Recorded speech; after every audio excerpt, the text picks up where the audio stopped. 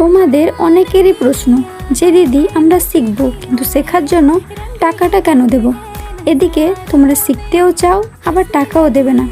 ঠিকই আছে তোমাদের কথাটা, কিন্তু তোমরা আমায় একটা কথা বলো, তোমরা কাজটা শেখার পরে যে টাকাটা আয় করবে সেটা কি তোমরা নিজেদের টিচারকে দেবে?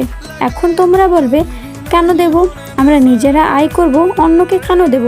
তাহলে তোমরাই বলো, তোমরা নিজেরা যে টাকাটা ইনকাম করবে সেটা তোমরা ফ্রিতে কাউকে দেবে না, তাহলে সেই জায়গায় দাঁড়িয়ে তোমাদেরকে অন্য কেউ কেন ফ্রিতে শেখাবে?